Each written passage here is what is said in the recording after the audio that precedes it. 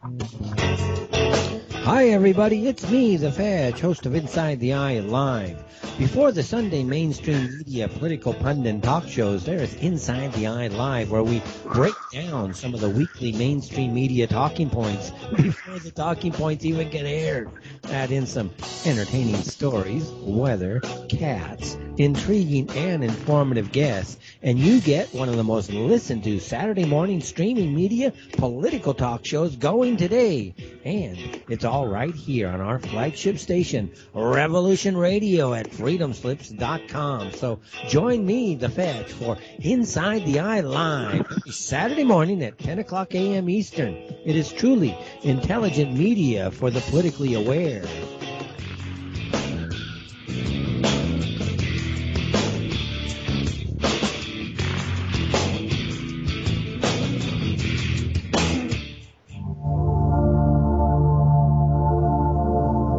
Welcome to Sacred Matrix, a divine paradigm of love and universal consciousness, with your host, Janet Kira Lessin and Dr. Sasha Lessin.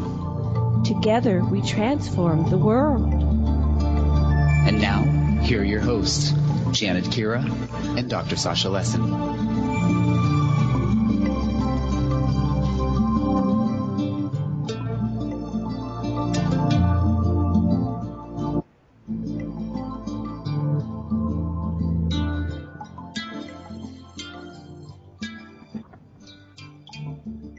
Hello, everyone, and welcome to the Sacred Matrix on Revolution Radio at freedomslips.com.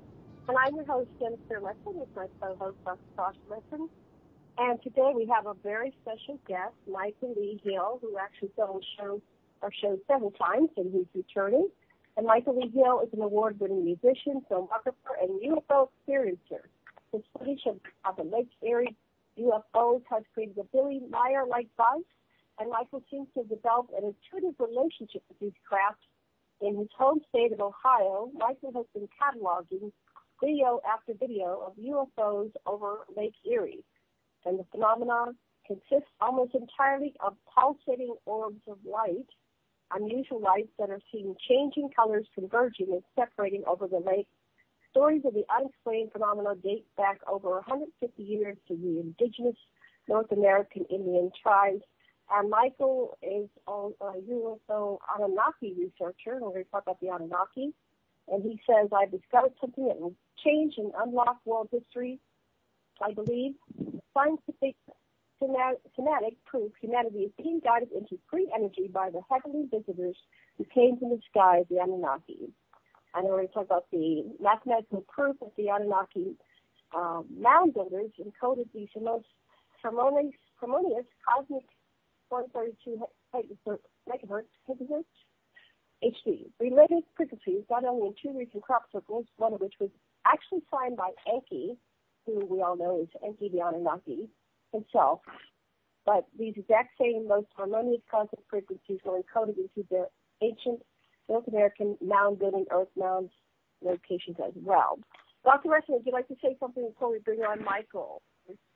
Just a few things. That Michael has a message of hope for humanity, that there is help, that someone's up there like us and are helping us. And the other thing I've been studying lately, Serpent Mound, and how it is that a site like a Serpent Mound has in it the code, the universal code for humanity, and aligning with a sacred site like the Serpent Mound can allow us to become coherent with sites, with the earth, with the cosmos, and I think that Michael's got the key to our enlightenment. So I'm really eager to hear the show. Welcome, Michael. Hi, aloha. How are you? And welcome back to the show. Thank you for coming. Thank you for having me. I'm doing fantastic, and I'm really excited for the show today. We're excited to have you. So I know you do research all the time and keep posting on Facebook, and you have a website, michaelleehill.net. What's new? What's the latest and greatest? It's been about, 6, 7, 8 months since we last talked. Tell us what's going on. Well, I'll tell you what has happened recently, which has been the biggest revelation of my own life and what's been unfolding was, before we even get into this, I guess for people that don't know the story, because this all ties into contact and who I'm learning actually with everybody else, my own heritage here on this planet, because I was, I almost wanted to say abducted. That's funny. Adopted is the word I was looking for. I was adopted.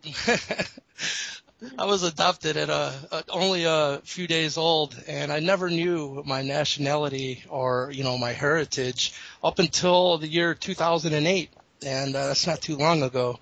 And that's when, because of my filming these objects over Lake Erie, the History Channel got a hold of me and ended up doing a show called Alien Contact. And they had mine and one other contactee. His name was Terrell Copeland. And they had us both flown to Boston and had our blood work done by a Harvard professor. And on the show, it was revealed we didn't have normal human blood. And at this point, I had no idea what that even meant, and they didn't either. They just, the same day, they sent me home and said, "Well, have a nice life." I'm like, wait a minute, this isn't a TV show, even though it was, but you just told me I have this unknown blood anomaly, and he's like, "Well, what do you think unknown means?" We don't know what to tell you. So at this point in my life, this was 2008. Again, I didn't know what this bloodline meant. I didn't know what it was, didn't know my own heritage. And so then let's fast forward to the summer of 2008 is my first meeting with the Anunnaki, or beings who came to me and said, "We've been known in your past as the Anunnaki." And they told me that I was part of their bloodline that was put on here a very long time ago called the Nephilim. And at this point, I didn't know what a Nephilim was. And so what has come out of all this is there's been a lot of evidence that's been coming out that the Nephilim are tied in with what has been known as the Mound Builders. And the interesting thing with this is there's now DNA proof through what's called haplogroups. And a haplogroup is a way like scientists use to just track back a DNA lineage through time and see exactly where it came from and when, it got to certain parts of the planet. And so in 1997, they found a brand new haplogroup, which isn't that long ago, and it's called haplogroup X. And haplogroup X only exists in the mound builders, the skeletons that have been removed from these mounds, which are usually giant skeletons. And also, interestingly enough, it's in at least 3% of the Iroquois and Native American Indian population. And I think this is something to talk about because there's no doubt that even with DNA testing that this bloodline were giants, 8 to 16 feet tall on average, that were removed from the mounds, but now they're not. And so something's been happening. Are they on display somewhere, or have they? I've heard the skeletons are. Yeah, I heard the Smithsonian has taken them and they've just disappeared. But I also heard in the Vatican archives, there's whole sections in the museum that are nothing but these giant skeletons. And they just don't fit in with the history that the powers that be have been trying to cram down our throats, that there's something else going on. But, it's really interesting to me because in my mind, it shows proof of genetic manipulation still to this day. It's like this. I guess you could call it experiment. It didn't end long ago. It's still ongoing. But the reason I'm telling you all of this is I just found out because of the History Channel, they told me that if I could track down my biological mother, I should, and see if this is a family trait or something that's been passed down. So for the first time in late 2008, I met my biological mother for the first time and my two sisters as well. And that's when I found out that I am Iroquois, almost pureblood. My great-grandfather on my mother's side was pureblood Seneca of the Iroquois, and that on my father's side was what was known as the Erie Indians or the Montaukett, and the Montauk. so I about them. They almost extincted them, the Montauk Indians. Yes, indeed. They wrote them out of the history books in the early 1900s, but they haven't went anywhere. They're still very prominent. It's just, but yeah, they tried to erase them totally out of the history books. You are correct. But so what's happening is, because of just finding out about my Native American heritage, I often thought, man, wouldn't it be great to be able to meet all these Indian chiefs and elders and be able to learn from them what has been passed down for thousands of years through them, And lo and behold, I was at a conference speaking in Columbus. It's called Angels and Aliens. And that's happening again this December, by the way. If anyone's interested, check it out, Angels and Aliens. It's in Columbus. And at the last one is when I met Chief Golden Light. Yes, indeed. It's going to be a good one because Chief Golden Light Eagle is going to be there again. And he was speaking at the conference that I was. And if people don't know, he is the guy that was on the Ancient Aliens show speaking about the Native American contact with star visitors, going back a long time. And they just never really shared this information with us, But they've told me that Spirit has told them it's time for them to release with mankind everything that they know. So in doing this, Chief Golden Light Eagle started off a conference called Star Knowledge Conference that would bring all the elders and chiefs and grandmothers, because you find out in the Indian culture, it's actually the females who hold the most authority.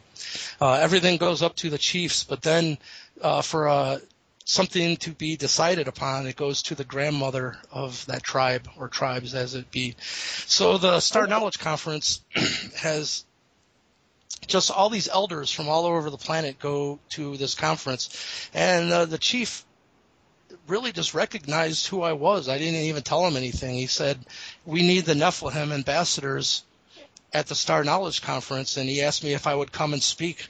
And so lo and behold, I guess sometimes, they say be careful what you wish for, but I think this is a blessing because for the first time I've got to spend so much time with them. And what ended up happening was the first time that this happened was in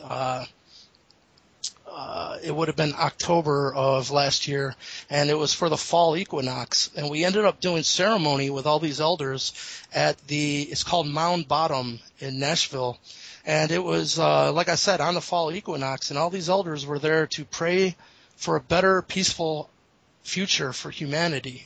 And, it's so funny. I didn't even know what was really going on. I got there, and I thought I was going on a field trip. I didn't know a real ceremony was going to be happening and stuff, but I feel very honored that I was there and part of it. And as it goes, I was asked to join them again at the Serpent Mound here in Ohio for the spring equinox, which was about a month and a half ago.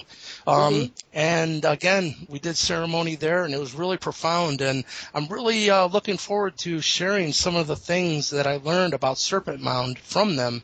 But we can get into that in a little bit because it fits in with. Yeah, we'll go ahead. We'll talk about the Serpent Mound later. Okay, go ahead.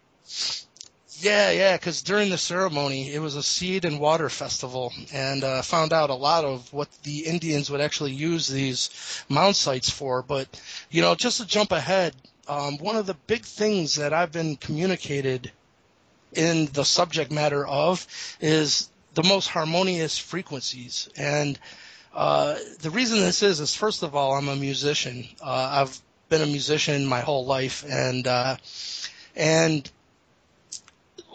now with today's technology, we can finally see what frequencies are creating perfect geometry. And there's two ways that you can get to geometry in life, and what we're talking about is sacred geometry. This is geometry that all of nature, from an atom to a galaxy, uses to create itself. And some people might be familiar with the Fibonacci sequence. is part of this, and the golden mean. There's very specific geometry. Well, one way to this geometry is through very high math and the analytical part of the brain, and trying to get there through, calculations and huge theories on a chalkboard. The other way to get to sacred geometry is through frequency, and frequency alone. What we're finding out is when you pump frequency, like they would start off in the past, it was, say, like a big circular metal disc, and they would put sand on it, and then they would have a bow, and when they bowed it, you would see the sand dance, and you would see geometry form. And it was very specific geometry. This isn't random. Every single time you hit a very specific frequency, this geometry forms. So they started to realize that sound is creating the geometry within this physical world, really. Because what happened is it evolved into they would take a big vat of water and have it suspended in a giant, like, tripod, where it was totally suspended and no vibrations could get to it. And then they would pump frequency through it, and they had a high-tech camera system that could then take a picture of what was happening in the water. And this new scientific study is called Cymatics, for those that want to look it up. There's actually a very good TED Talk on cymatics, and I would highly suggest to take a look into that, because what you find with this is there is a very specific frequency that is the most harmonious, both cosmically and in our realm, and it's 432 hertz. And this number, you find out, has been so encoded into our reality. Even like this gets interesting because everything revolves around 432 hertz. And I can tell you some things that have been revealed to me about 432. For instance, and when you're talking in frequency, anytime you want to go to a lower or higher octave, you either double it to go to the higher octave, or you divide by 2 to go to the octave lower. So if you want to go to an octave lower of 432, it's 216 hertz, because 216 and 216 is 432. And then again, if you go lower, one octave lower than 216 is 108, because 108 and 108 is 216. And similarly, if you go down, the next step is 54 hertz, and then 27 hertz. And so 27, just to reiterate, 27 and 27 is 54. 54 and 54 is 108. 108 and 108 is 216. 216 and 216 is 432. And what you start to realize is the Anunnaki gave us a counting system that came through the Sumerians very long ago, and it's based on a circle having 360 degrees of arc in it. And no matter who you are, whether you're on another planet, you're going to come to the same conclusion that, if you divide a circle in 2, everyone's circles are the same. They probably won't call it a degree. It might be a shmezmar or something. I don't even know. Mm-hmm. I'm just joking. But that you're going to come to the same yes. You're going to come to the same mathematics. And one thing that they've stressed over and over again is the importance of dividing a number or multiplying it by 12. And, you look through, you got 12 hours of night, 12 hours a day, 12 months in a year, 12 days of Christmas, it's 12 astrological signs. It just goes on and on. But what's interesting, take 432 and see how many seconds is in 12 hours. It's 43,200. It is 432. Mm-hmm. So over and over, for a very long time, they've been guiding us into the importance of 432. Well, some people in the, I guess you could call it the New Age community, some people are starting to realize this, but there's also another group of people who, because of certain spiritual practices, they know that the numbers 444, like I was talking to Chief Golden Light Eagle, and he said the Native American Indians have their instruments tuned to 444, and he told me that's an Arcturian frequency, which I didn't know. And he said, look into that and how it relates to 528. And 528 is another very harmonious frequency, but the problem is it's this information, and I can explain why it doesn't need to be, they're not at war with one another. There's some people in the 528 camp that are saying, well, the 432 people are wrong. you know, and the 432 people are saying, well, it's not 528, it's 432. Well, what I can share with you is, you know, I was speaking with an Arcturian ambassador, dear friend of mine now, and we were talking about the subject matter of 432 versus 440, because people need to understand our musical standard was changed in the 1940s to 440 hertz, not 432. And using the same scientific equipment that I was explaining, when you pump 432 frequency through it, it creates perfect geometry. If you pump 440 through that exact same scientific equipment, it looks like a puddle of water. There's no geometry that's formed in it at all. So it's very interesting that someone shifted, you know, our musical standard into a standard that is not in tune with nature whatsoever. But he said, well, let's take 432 and divide it by 12, because he said, you know how they've stressed the importance of dividing or multiplying by 12. So we took 432 and we divided it by 12, and what you get is 36. Perfect 3/6. And what I can tell you is look at all of the octaves of 432, whether it be 432, 216, 108, 54, or 27. When you add all those numbers up, they all equal 9. 4, 3, and 2 is 9. 2, 1, and 6 is 9. 108 is 9. 54, yeah. Isn't that something? But think of this now.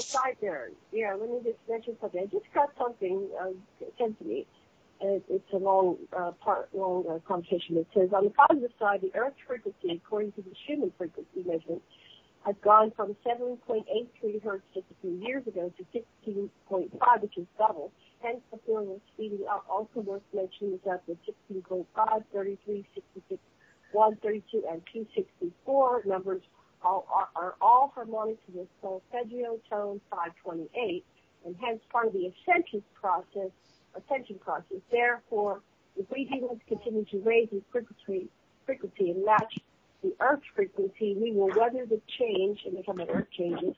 For those who don't, which are the Cabal, etc., they will not be able to transition by virtue of these frequency changes. So that was just sent to me, and here we are talking about this. Does that make sense to you? Well, that's absolutely. Not only that, this is mind-blowing to me. I have the key for exactly what they're talking about, because, you know, if you take 432 and divide it by 12, you get 36. As we said, you know, add the numbers up, 3, 6, and 9. 36 is 9. When you add it together. And Tesla said once we understood the magnificence of the 3, the 6, and the 9, that we would unlock the keys of the universe. But my Arcturian ambassador friend, he said, well, let's take 440 and divide it by 12. And what you get is 36.66666666. He said, isn't that interesting? It's the closest one can get to sacred geometry whilst being an imposter. You know, it's not it. But then, you know, when all this was coming to me, and I spoke to Chief Golden Light Eagle, and he told me to look into 444, the thought occurred to me, well, if you can just divide a frequency by 12, I thought, well, what happens when you go up that, you know, right now we know that 432 divided by 12 is 36, and 440 divided by 12 is 36.666666. Well, I thought, well, what's 37 times 12? You know what I mean? Just go backwards. And what 37 times 12 is 444.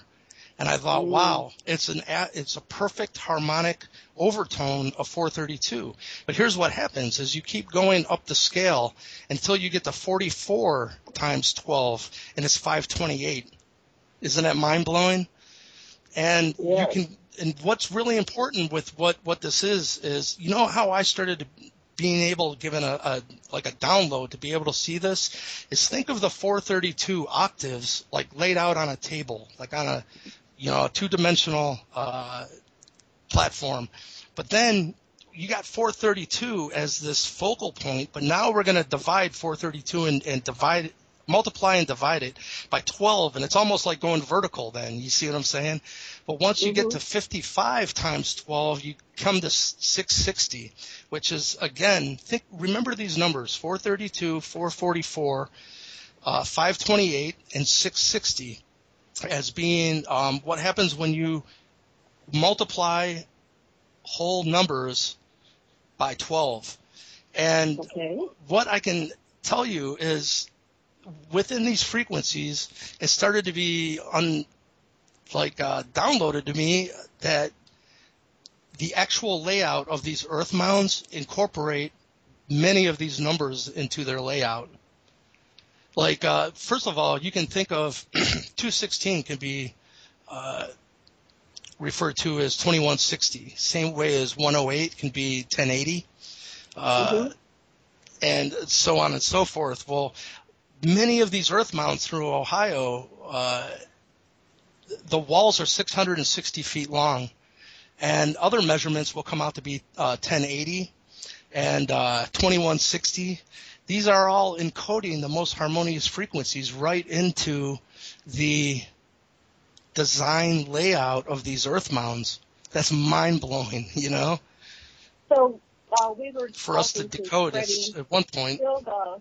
Last week, and we were talking about the significance of these sacred sites. So what have you found is the significance of these mounds? What was your purpose from your research? Well, what I've found is they have the knowledge of electromagnetic lines of energy that crisscross this planet. In England, they call them ley lines.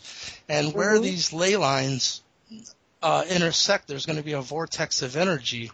And most of the time, that's where they would put one of these earth mound structures. And say the serpent mound, first of all, let me tell you one thing. People need to go back and just Google serpent mound and crop circle 2003.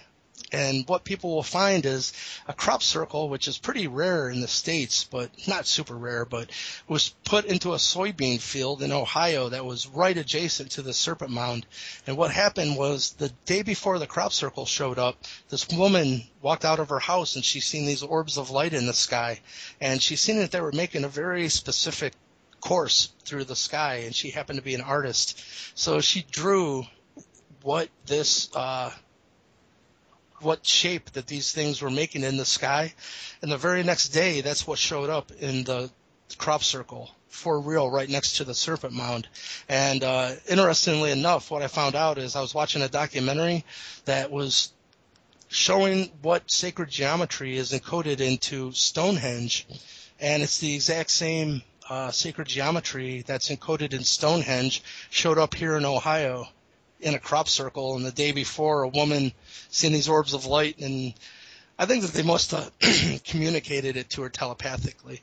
But what I learned from the Indians that at the Serpent Mound is they said that the Native American Indians knew that these places were energy vortexes. And for instance, with seeds, in times of drought, they would take seeds, and they said that you can still see this. Like if you go to Chichen Itza, you'll see these little containers of seeds going up the steps, and people think that they've left them there as offerings. They're not offerings. They're going to go back and collect those seeds, because when they would leave seeds at an area of one of these energy vortexes, it would pretty much make the seeds turbocharged, and they would be impervious to drought. They would grow twice as big, twice as fast, and they would go there for the survival of their own people and leave seeds there. I didn't know that. I thought that was fascinating. Wow. Michael, Freddie Silva says it does the same thing to the people. It charges them with spiritual energy too. Right. I believe it. Let me tell you what happened. Go ahead. Yeah, we're not supposed to be able to walk into the mound section when you go there. It pretty much says keep off. But because this was the Native American Indians, they had permission to enter us right into the mound. And one of the chiefs, he had said that the vortex is at the tip of the snake, the serpent's head. And he said, if you want to get a good boost of energy, just walk around the tip of the head and stand there for a minute. He said, if you feel that you have permission, you can come up onto the mound. And he said, I wouldn't suggest it. But if you think you have qualification, well, obviously, this voice is like, you need to walk up there, Michael, But I did it when everyone left and there was no one there, no fanfare. And I walked up there and it was very strange. It kind of felt like like this whirlwind of energy around me that was spherical that started up. And I kind of felt like a little lightheaded, and I only stood there for about maybe 15 seconds, but it felt really good. And there's definitely some type of energy there. But yeah, I would. I got to tell you, I'm a big fan of Freddie Silva's. I went and seen him here speaking at Lakeland Community College. This must have been 5 years ago.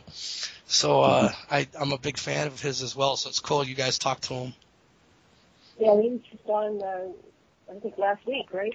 And so he was talking about these sites are all over the planet, and you can actually, using probably your sacred geometry and your ley lines, calculate where you might find them.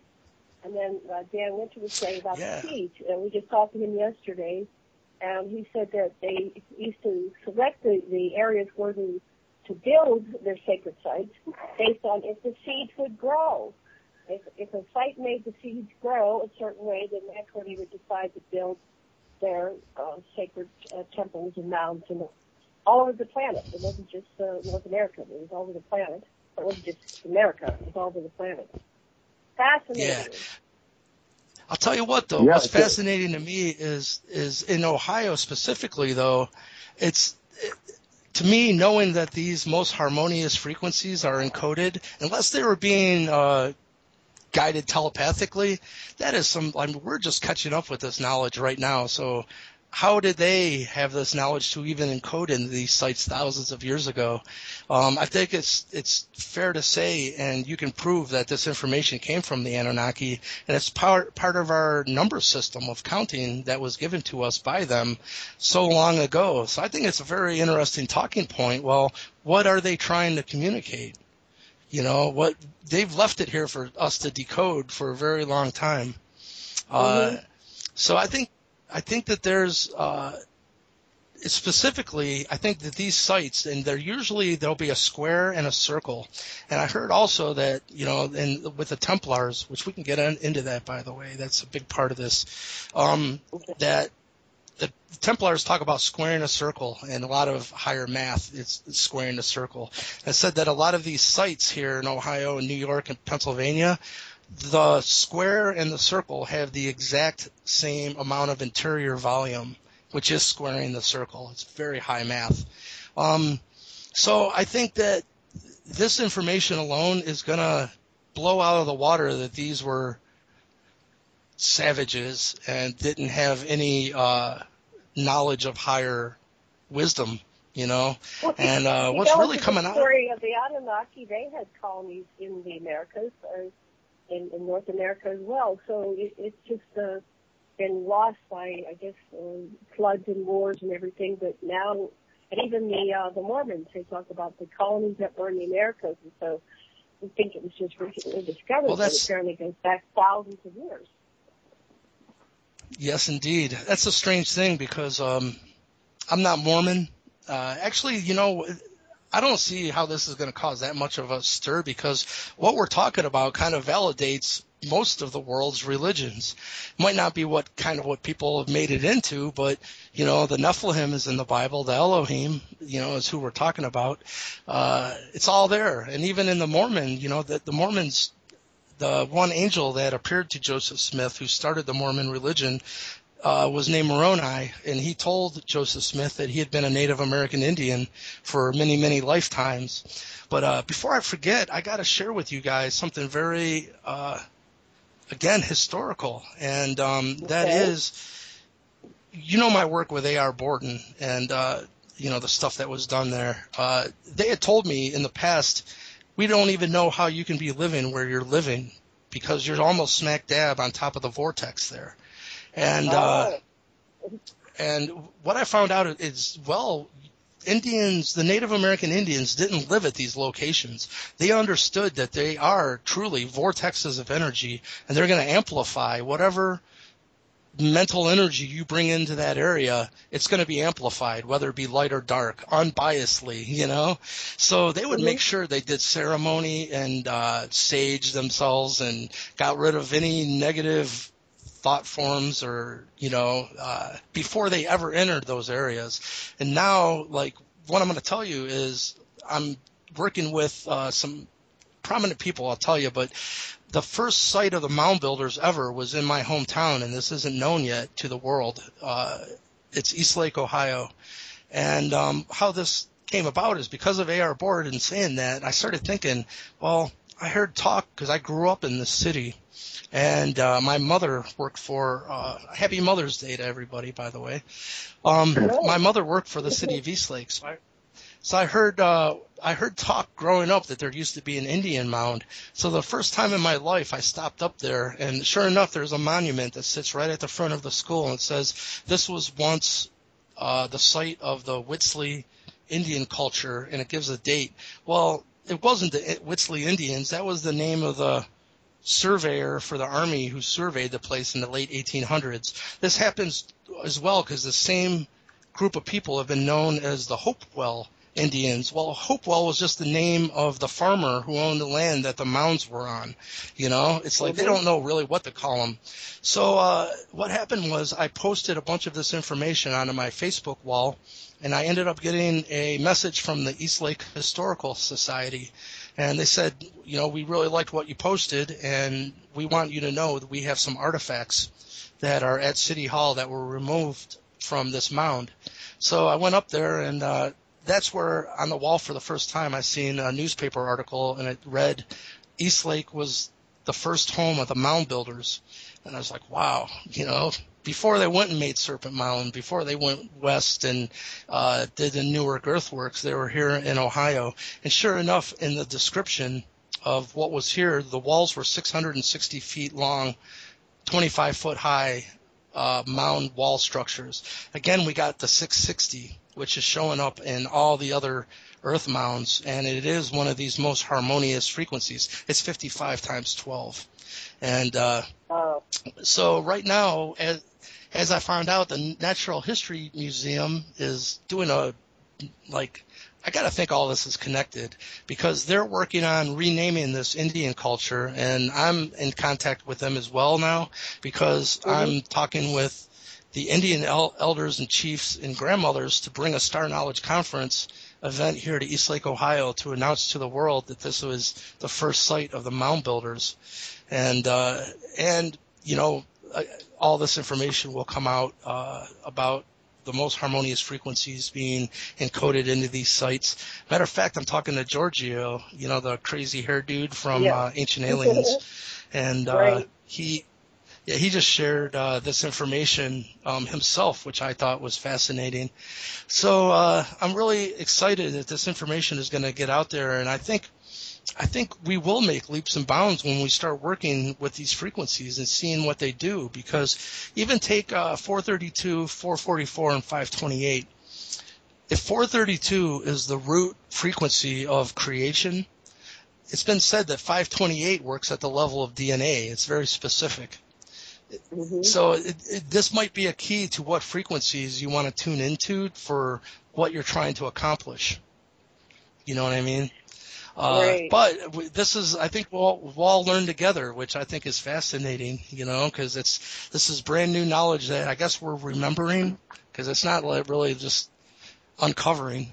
But well, I remember when I was a kid in Pennsylvania, a bunch of us kids, we found a mound, and it was all covered in trees. We were drawn to it, and I had never heard anything about the mounds, and we said, this is something. Really is something. It has an energy just coming from it. And so here it is, 40 years later, and we're talking about the mounds and the Mound Builders. So if we could plot them, we could find the other ones, but it creates a grid, a ley line in the sacred site. So we might be able to correlate this information and graph it out and see, look in the different areas and see if we can find the other Part of it might be that when you become one with the site and you're in harmony, then all the information that site has encoded and you come together and you can access one another. Mm-hmm. That resonates with me. I'll tell you that I've got confirmation that why I was guided to step up onto the mound there is exactly what you're saying. They've been waiting for someone to decode it, you know. And any of us, I think, when we stand up there and we resonate with these, because I believe that all of us are part of this first wave of awakeners, you know.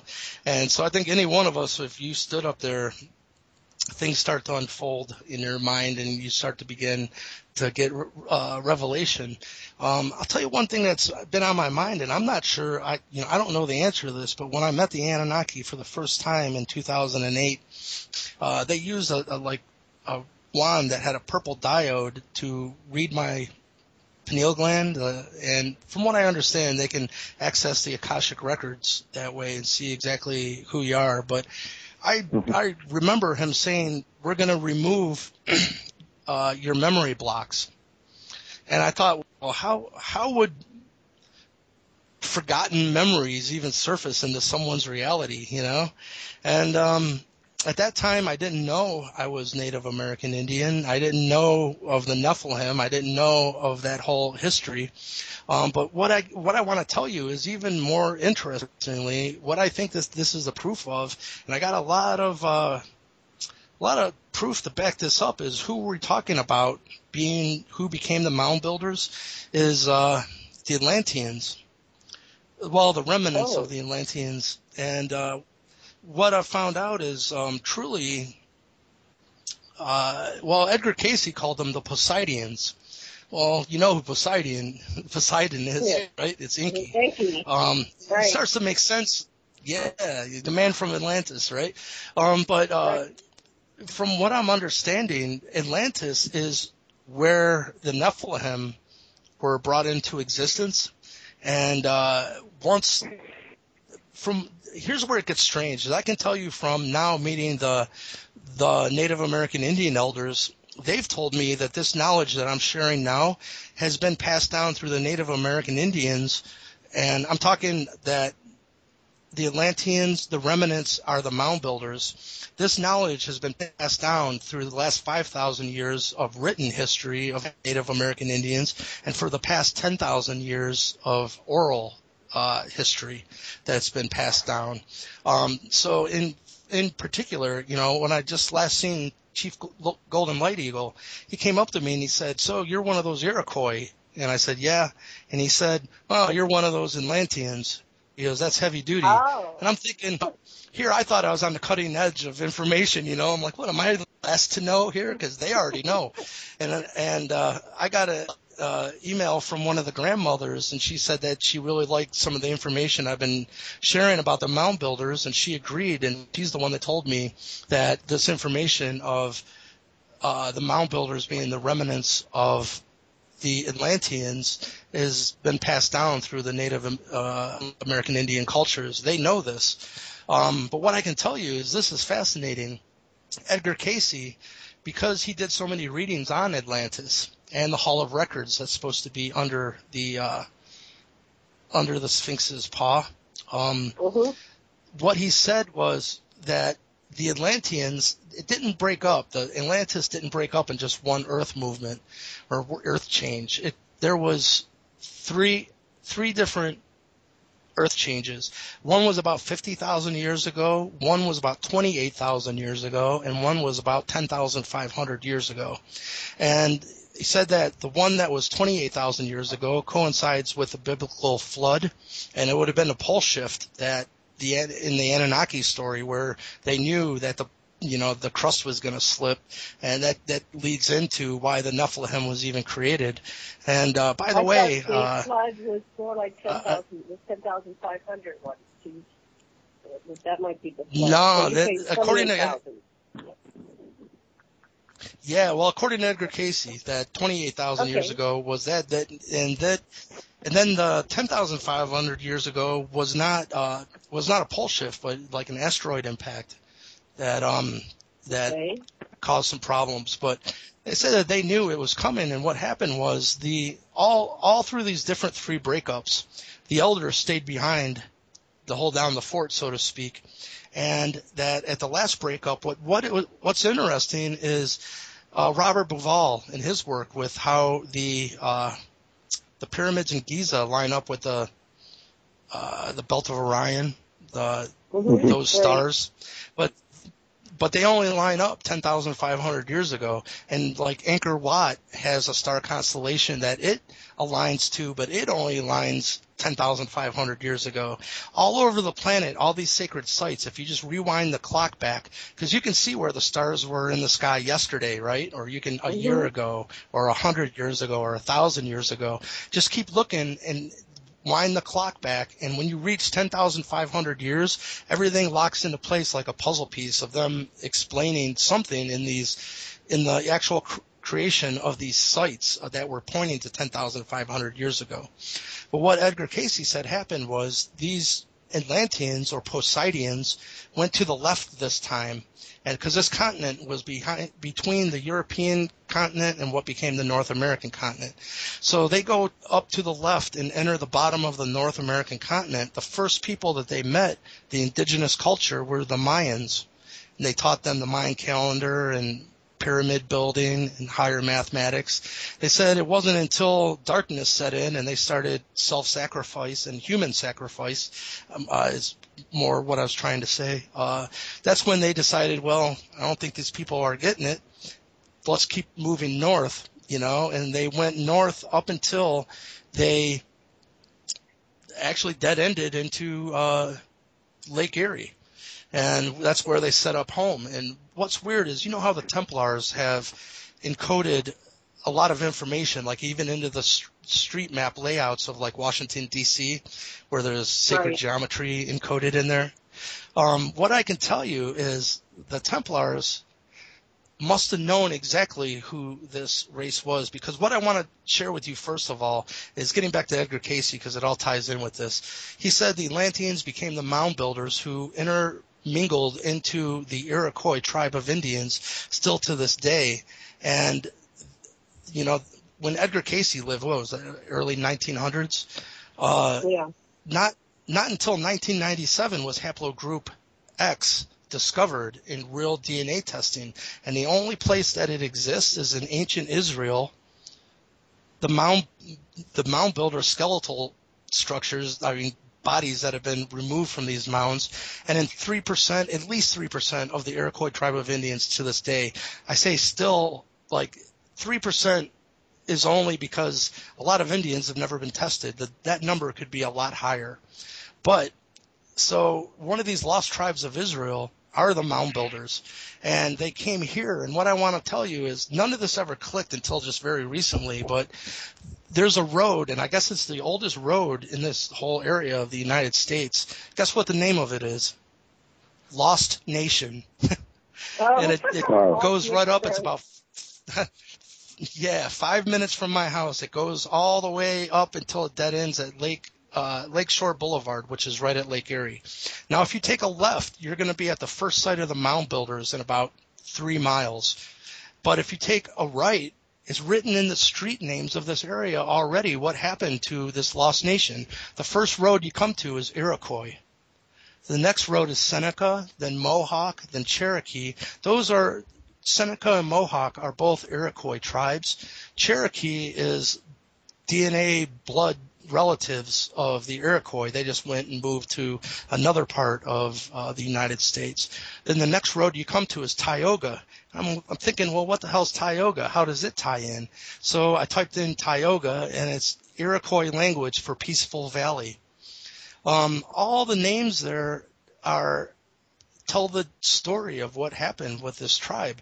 And so I'm really excited right now to be working with the East Lake Historical Society, the Natural History Museum.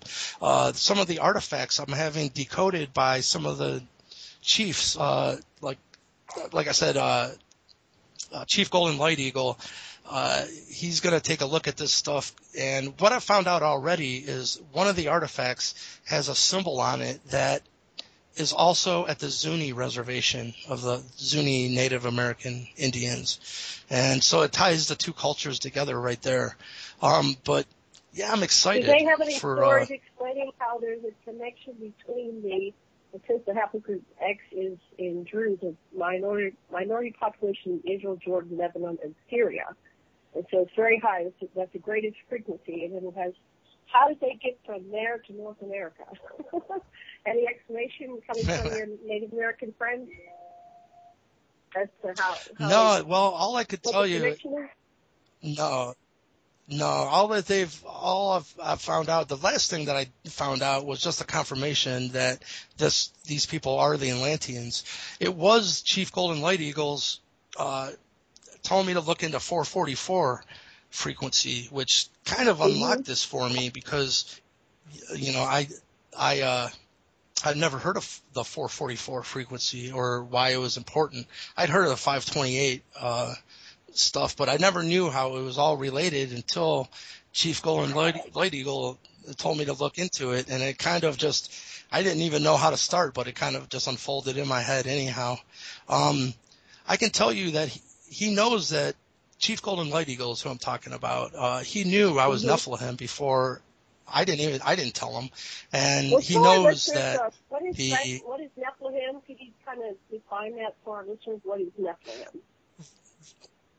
Nephilim is the Anunnaki human hybrid, and or I guess we should take it from the Bible because they call the Anunnaki in the Bible are the Elohim, and it's right in Genesis. It says that the Elohim made a hybrid bloodline on this planet, and they called it the Nephilim. And I actually got some confirmation from someone very high. What time we got here? Because this might. We got 51. We've got 5 more minutes, and then we'll go to the break. Go ahead. I'll tell you what. Let's save some of this for afterwards because it's going to get in depth. But it's all about Galzu and who Galzu is in all of this. Oh yeah. Because I've been getting some confirmation from inside sources, and I've always thought that he's like the most important character that no one's talking about, It's if anyone really, I mean, he's the one that was, came to Enki in a vision and gave him the blueprints to create the Ark, But right. yeah, that's all a part of this as well, of who this is. And but what I can tell you is I've received message. Yeah, because the interesting thing is, I think I shared some of this with you, Sasha, but the word came down from them that my understanding of what the Anunnaki, they call them the Sam, we're doing here is sound, and that that more information and knowledge will be granted now. And they said that what I know won't change. It'll be a good base now to start learning more.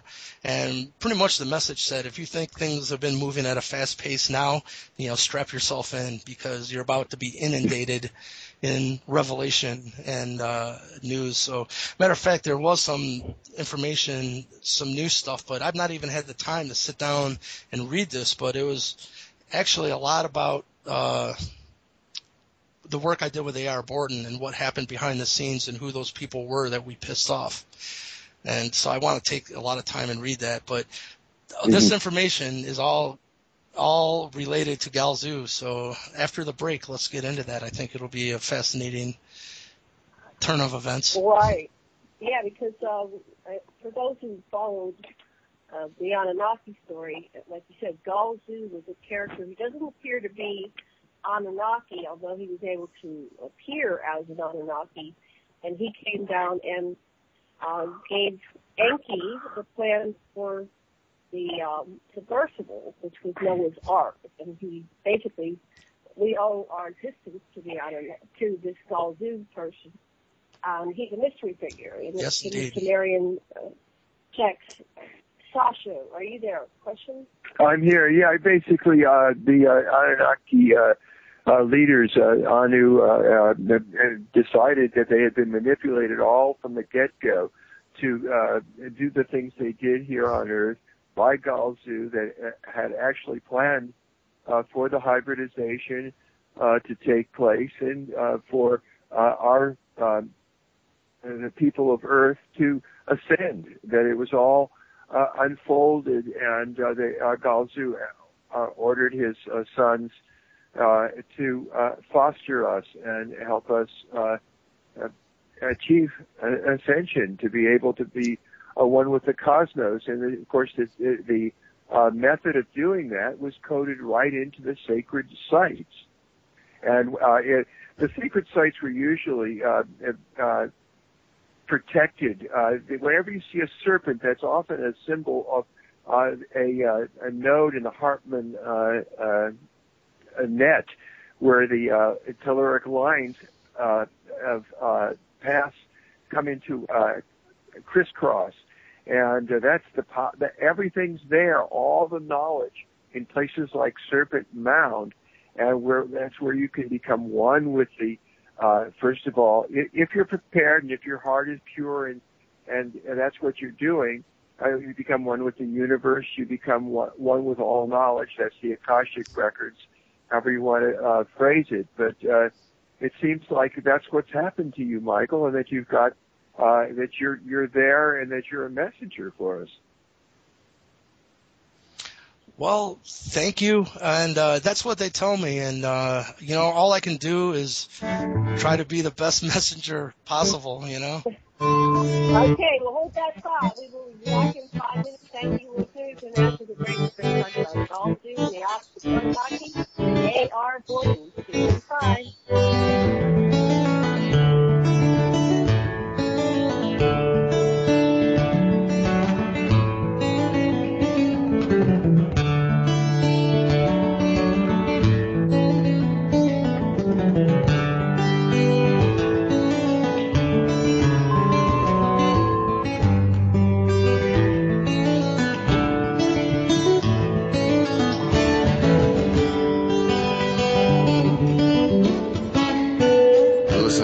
Radio at freedomslips.com. We'll be right back after this message.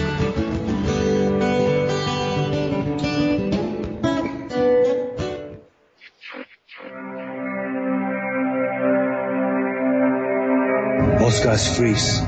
That's your cerebral cortex looking for an answer it doesn't have. See?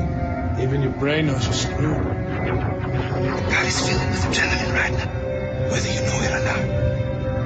The heart's beating fast. It's getting a little harder to breathe.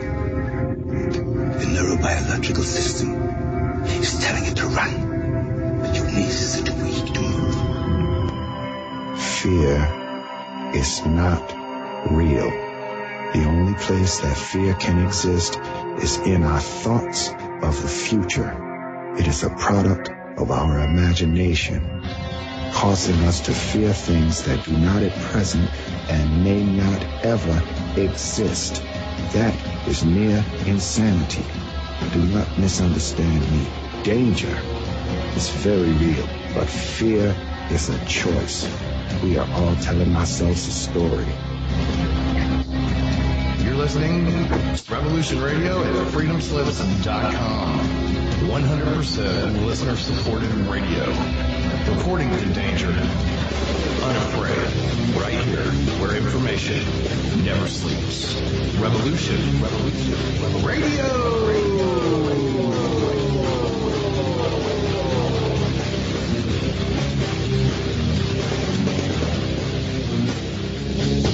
Tune in Tuesdays at 12 noon Eastern on Studio A to hear Tammy Adams share her knowledge of an unknown realm on Talking with Your Angels. Join Tammy as she uncovers hidden secrets about the spiritual world of angels, ghosts, and other entities that have been with us longer than we know. Tammy is a psychic, a teacher, spiritual coach, a leader in her field, and will be sharing her information and stories with you. So join us on Tuesdays at noon on Studio A. With Tammy's guidance, you'll find out who has been watching over you from the other side, and soon you will be talking with your angels.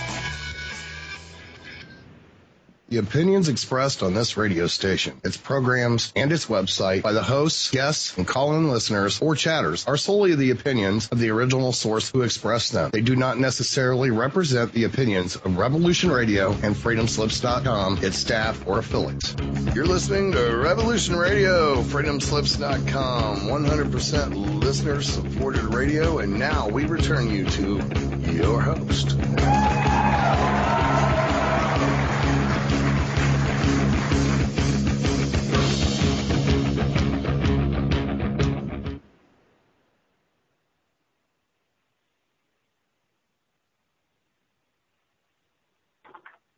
It's dead. Are you on?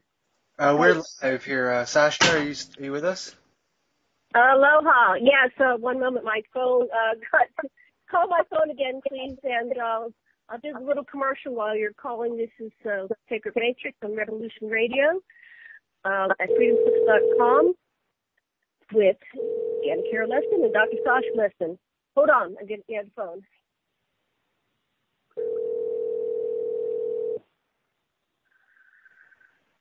Let these rings take you more deeper into this subject.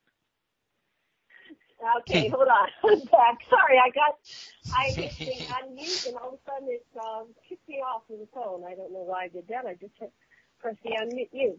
But before we get back to our show with Michael Lee Hill, I just want to remind everybody to go over to that link on the website and click it and donate what you can.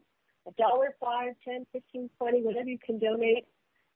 We appreciate your donation, and thank you very much for your donations, because they allow us to bring you shows like this and many others on Revolution Radio.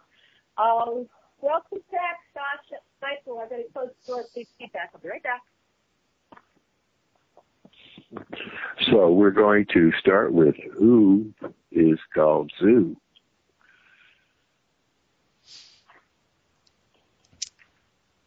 Do you want to tackle that, Sasha?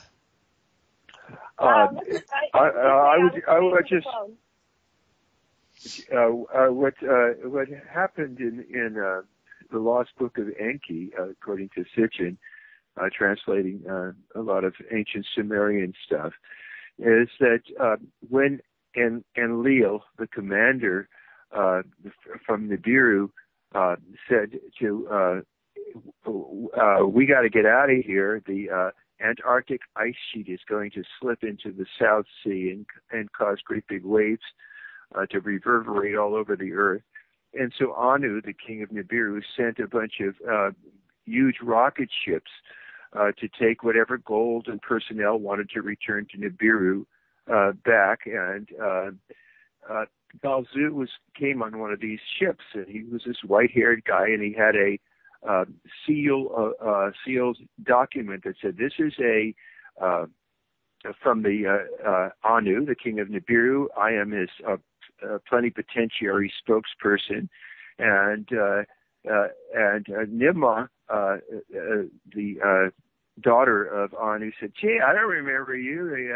Oh yeah, well, you just don't remember me, but you've grown old here, and you must stay on. Hello? Well, that's interesting, huh? Are you there, honey? I can't hear you. So, so Nimma said, well, okay, I don't remember that, but we'll stay here. He said, you got to orbit the planet and not leave, and so forth. And Enlil said, well, let all the hybrids, the slave race, perish, because they're an illegal slave race anyhow, and let them go. And Galzu managed to give Enki the plans. It was a computer disk, which Enki put into his son Noah's wall computer, which showed him how to make this submersible. And Enki sent his son Ninigal to pilot this craft. And evidently there were this was going on all over the planet, not just with Enki, but in any case, Galzu intervened in several places, and finally Anu called everybody together, and he said, it's obvious that we have been manipulated to come to this planet. As a matter of fact, Homo erectus, the ancestor of Bigfoot, was here and planted to be our help us adapt our genome to this planet. And we are a special species that has been created, and it's the will of the Creator of all that we support and encourage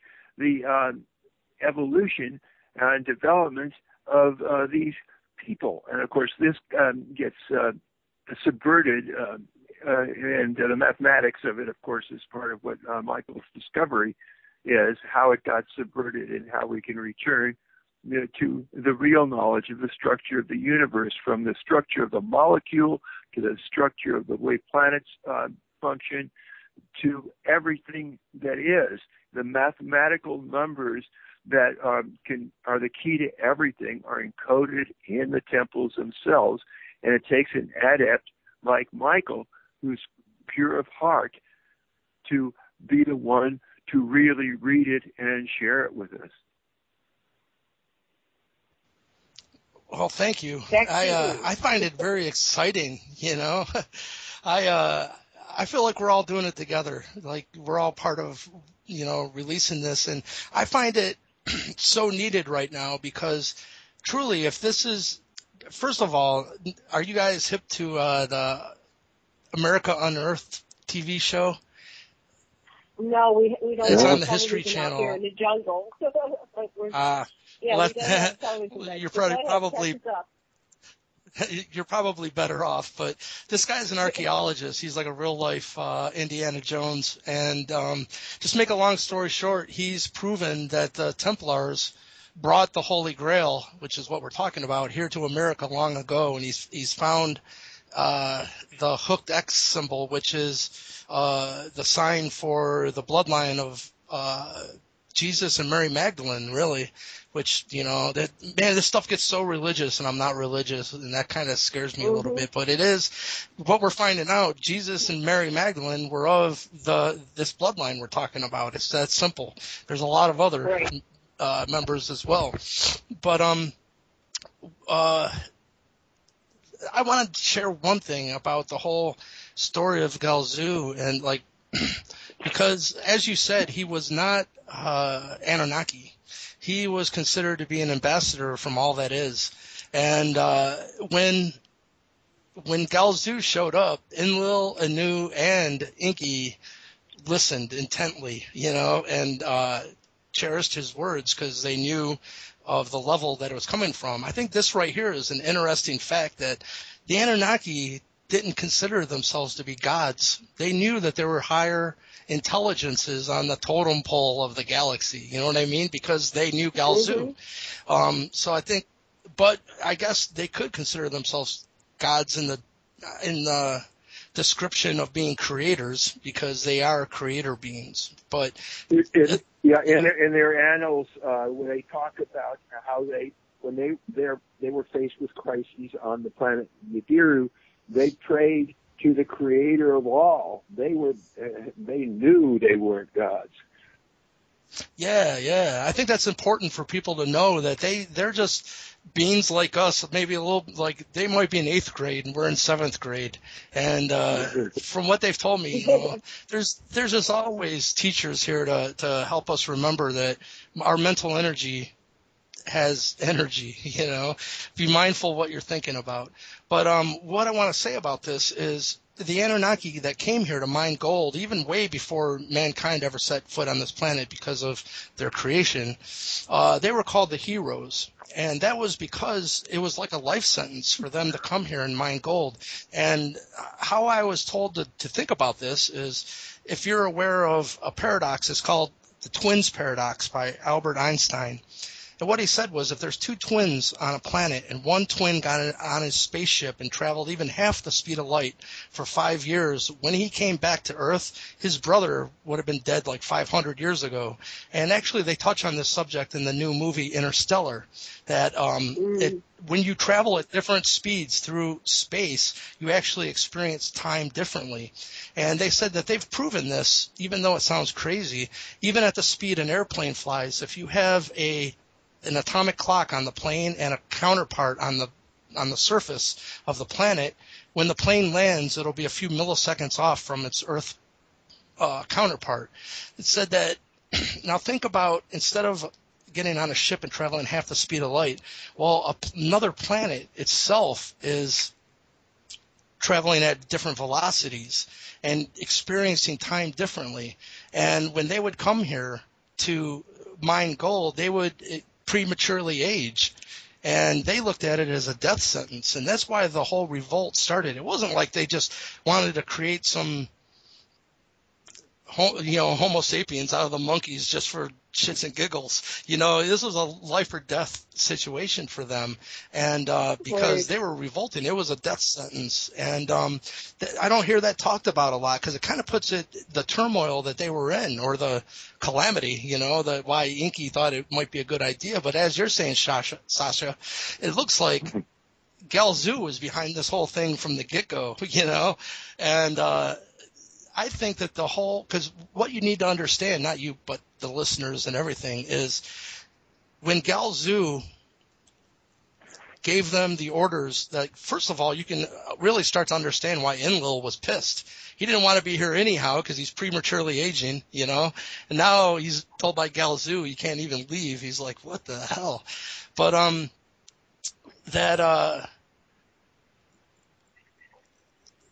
when you look at when this happened with this flood and Galzu giving the information to Enki how to build the ark, it was said that right before the pole shift, Enlil took all of the elders into a meeting, and it was discussed what they were going to do, and it was decided that since it must be God's will, they're going to let us perish. That didn't sit well with Enki, because him and his sister were the geneticists who created mankind, and they looked at us as family because we shared DNA. And they started removing energy from the food sources on this planet, and it got really bad even before the pole shift, that there was cannibalism and really horrible things because there wasn't the energy for food was being removed by the Anunnaki. And the last straw was they told Enki to go and remove the fish from the oceans. And, pretty much if the king ordered something, it was unheard of for someone to disobey. And he had never disobeyed, even though he had he definitely had his own personality. It wasn't easily just, persuaded, but he went out to remove the fish as ordered, and he couldn't find himself to do it. So instead, he made a pilgrimage to his mother's side, because he found out that Enki was not pure Anunnaki himself. And I'm getting more and more confirmation of this, that Galzu and Enki's mother is of the same race. And that's why he had connection to them in the first place, and there was even connection there. So what happened was, unbeknownst to the Anunnaki, he went to Galzu's race, or his mother's race, the elders, and said, isn't there anything that can be done that, my brother, or my kind, is going to let this upcoming species just perish and not even lift a finger? And they said, well, even if we do build this ark, will mankind evolve fast enough for this end of this grand cycle in December 2012? And the answer was no, because even in the Sumerian clay tablets, mankind was brought into, their word for it was the Eden. Well, that sounds familiar, right? And right. So what had happened was, because of, they said really we were more like pampered pets at this time, and there was no catalyst for change. Like, we were more like pampered pets. There was no starvation. There was no homeless. We helped them with the toil, and some of them really loved us, and we were, they said that some of them aboard the ships wept, and just when this all went down. But what I can tell you is they said, well, if they're not going to evolve fast enough, why even try to save them? Building an ark and saving them, if they're not going to evolve to weed these fear and doubt-filled thought forms from their own psyche, because there's only one way to do it. You You got to do it yourself, each and every one of us.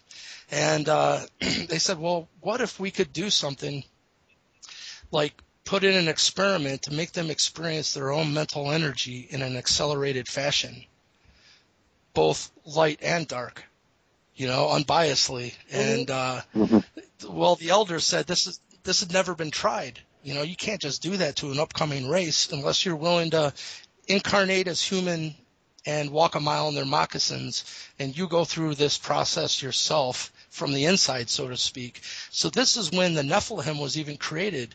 But what had happened was, Enki goes to his mother's side to ask for help.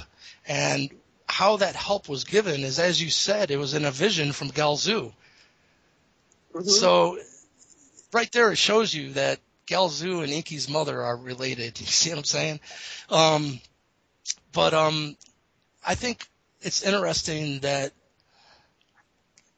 all along it's Galzu who really put this whole plan into place, like you said, to help us ascend. And what I just found out, this is some unbelievable information, is, with the Nephilim, right now it's like there's so many people who are saying that the Nephilim are behind the oil and banking families, the secret societies, the Illuminati, the Skull and Bones, the Rothschilds, on, and they are the ones that are pulling the strings behind the scenes. And I'm here to say, What does that have to do with the Native American Indians? Nothing. There's a big missing part of this story, and it's Enki's bloodline on this planet.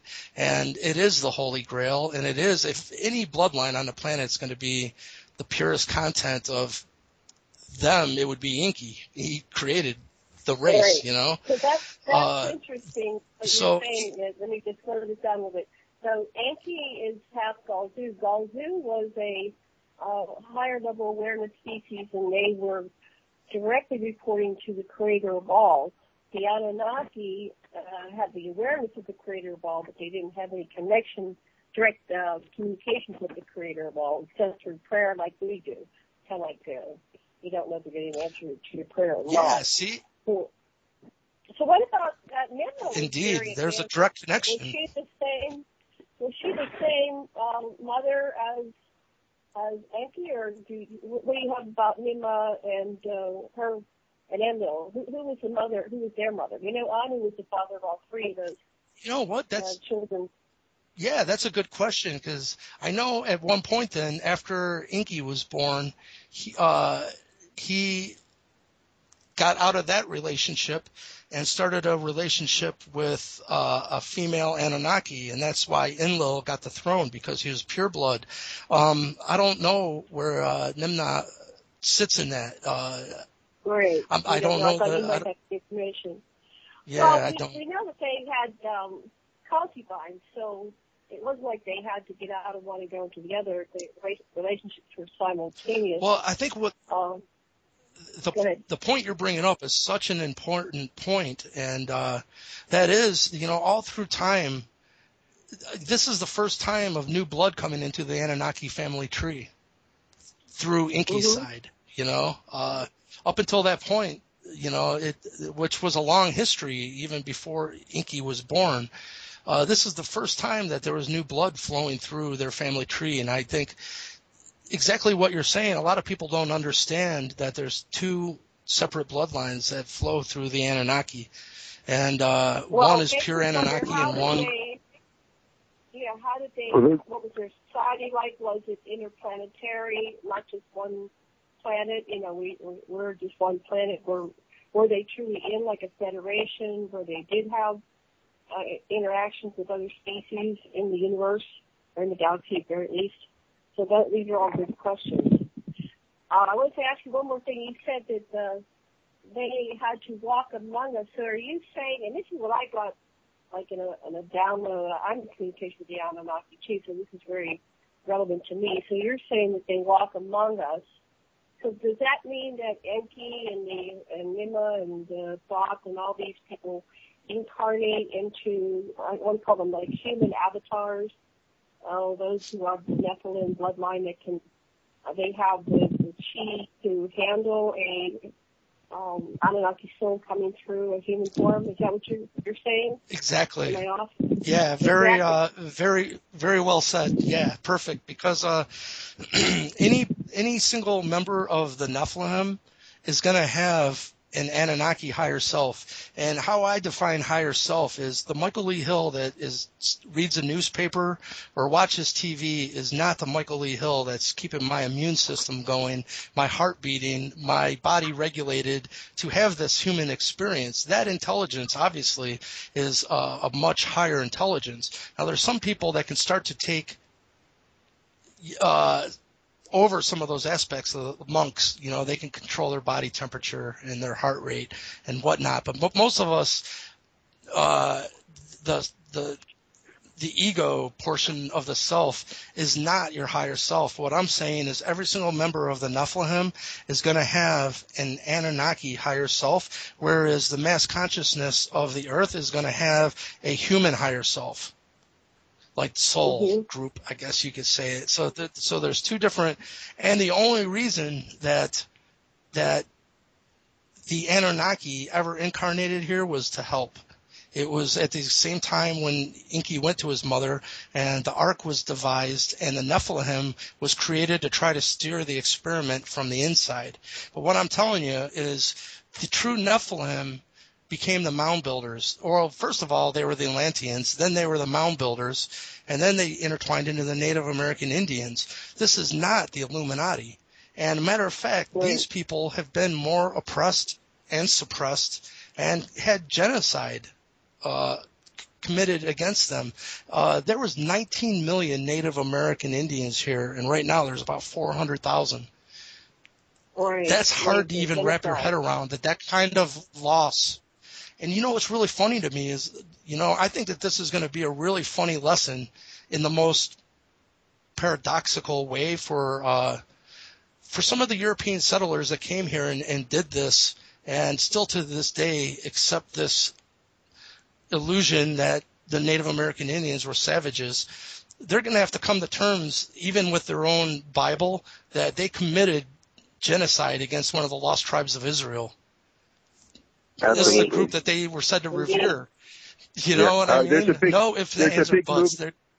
There's a big movement to take Andy Jackson, who's a genocidal ethnic cleanser, off of the bill, the $20 bill, and to put Sister Souljah and Native American women, a series of great women on the $20 bill, and stop worshiping people like Andy Jackson, who are mass murderers. Yes, indeed. Yeah, I think this is all about to be revealed. And yeah, go ahead. When you met with Marduk, so with that in mind, and you are probably an Anunnaki incarnated in human form, for the lack of any other way of putting it, I too identify with being Anunnaki on kind of like a soul level, or however you want to say it. I strongly identify with Nidma, and I've always been wrestling with that, like how can I be, more than one thing. But anyway, when you met with Marduk, did they give you any more hints about who you might be? Or do you think you may have been one of the Anunnaki that was more well known, or just part of the gang? No, I know exactly who I am. It's interesting. I've been guided recently to how to handle this because there's no doubt in my mind, and this information has come from the universe through synchronicity and coincidence that's led me to it. But the easiest way to say it is I would be Enki's human counterpart, if you want to look at it that way. Enki here in human clothes. But no matter who you are, it's how it works. When you come here and become human, you, at the moment of your birth, you plug into the human mass consciousness. All the fears, all the doubts, all the love, fear, thought forms, at birth into your DNA. And you experience it exactly the same no matter who you are. The only thing is that some of us that are here to help, you could consider us spiritual warriors, and you'll you'll go through like a span of pretty much just the most fear-based stuff going on in your life. You'll go through fear in a 4-year period that would take a normal human lifetimes to go through. And it's like shedding the skin and starting to understand that no matter who you are, your mental energy is creating your experience. And all you have to do is choose love, and it doesn't matter who you are here. And but these things are not really taught. They are in the Eastern cultures, and I think that this is part of what needs to be understood, that mental energy has reality. Thoughts have energy. And we know even with today's physics, energy can't be created or destroyed. It needs to be transmuted, hopefully into its higher frequency, you know. Well, no one's really asked the question, how do you transmute a negative thought form? How do you bend it into its higher octave of love? Well, the answer is you live it. It comes up in your own personal 3D existence for you, hopefully, to choose love over fear. Because let's face it, and we are going through this, myself included, the stuff wouldn't be coming up in our lives if we still didn't have a fear base attached to it. Right. And fear wears many masks, and we're all connected to the mass consciousness. And what I learned is even if you go through and do all your own homework and you weed out all the fear and doubt out of your own belief system until you're a clean vessel, guess what? You're still attached to the mass consciousness, you know? And it'll still, and to me, it's harder to see ones that I love around me going through their trials and tribulations more so than me going through it myself.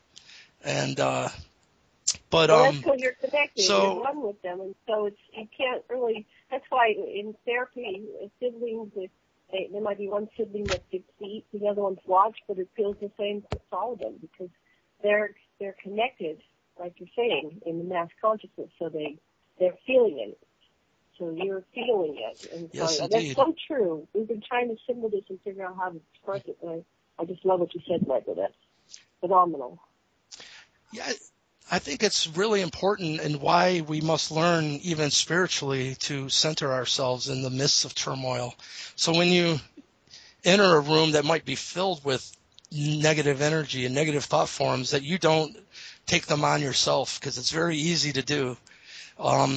Matter of fact, I was told that one of the main things to start to understand and work with your own mental energy is the very first thought in your head is from the mass consciousness.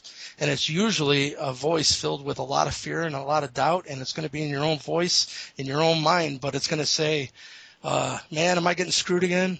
This is happening again, you know?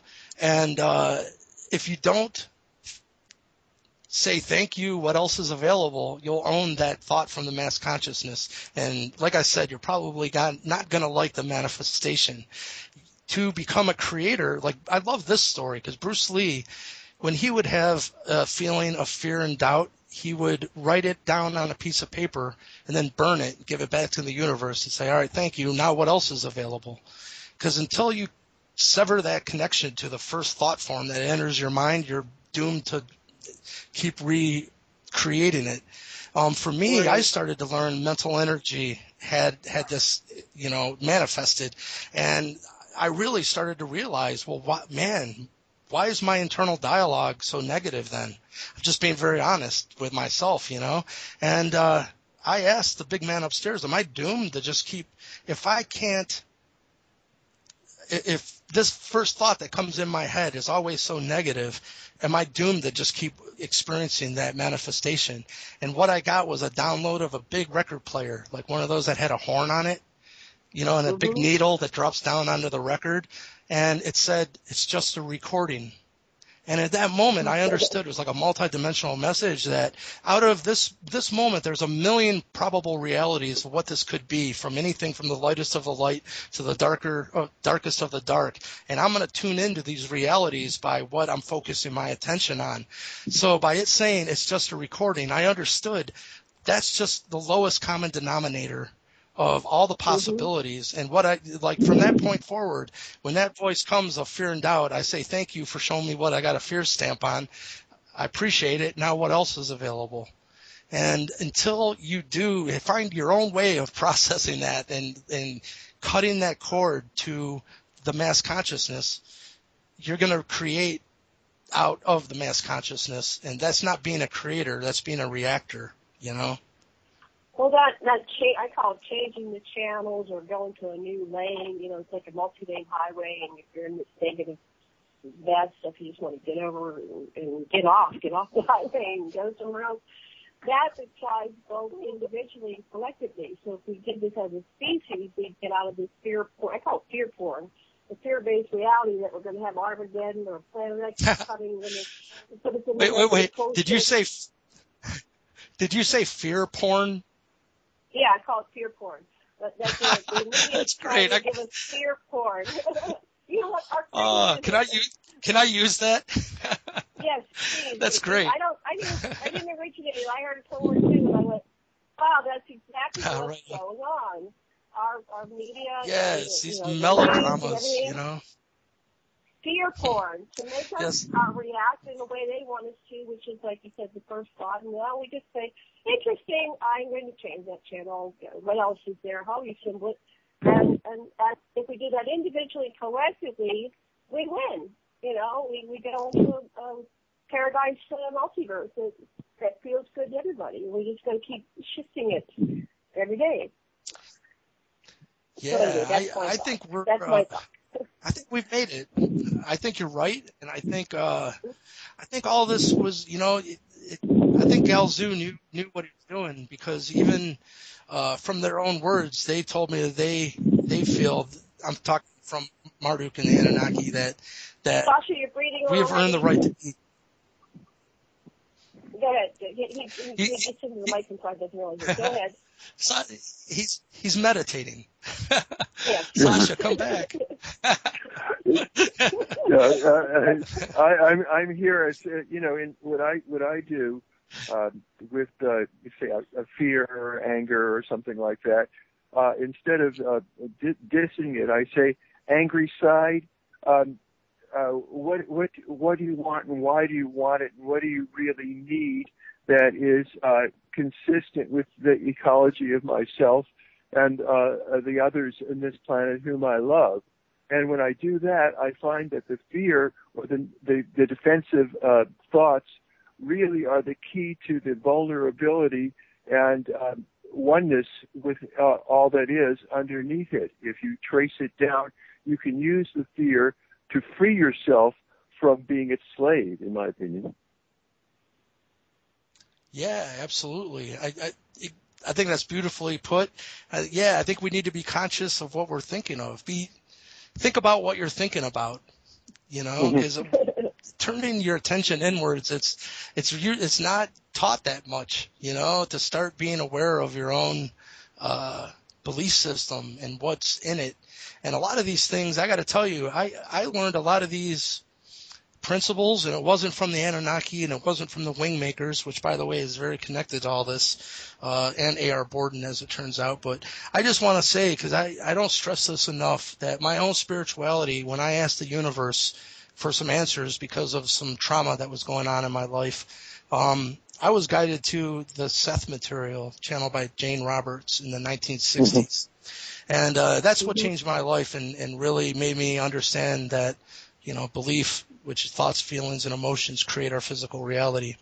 But yeah, I think we all need to start understanding. And, you know, A.R. Borden brought this point to me with, you know, a lot of people, your listeners, will probably be familiar with the 100th monkey, you know, where, you know, that once information spreads, once it hits a certain threshold, which the story out there has it at 7%, that it then spreads throughout the whole mass consciousness. And scientists witnessed this in some monkeys that they were studying, and these monkeys would pull potatoes out of the sand, and that one of the monkeys sooner or later figured out to take the potato to the ocean and wash it off. And not only did it get the sand off, but it left a little salt on it and made it taste better. Well, that monkey taught its sibling, and before you knew it, they were teaching each other. And the story goes that, just to make the math easy, there's 100 monkeys on the island. When the seventh monkey taught the eighth monkey, not only did the eighth monkey start washing his potatoes, but all the other monkeys on the whole island started washing their potatoes simultaneously, ones that had never been taught. It was like that intelligence spread throughout mass consciousness, almost like a spider learning how to spin a web.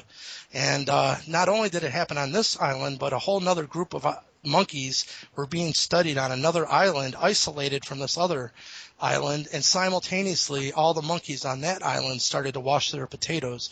What I can tell you is A.R. Borden's people know it's not 7%, it's only 3%. It only takes 3% of us thinking in a new, more love-filled way that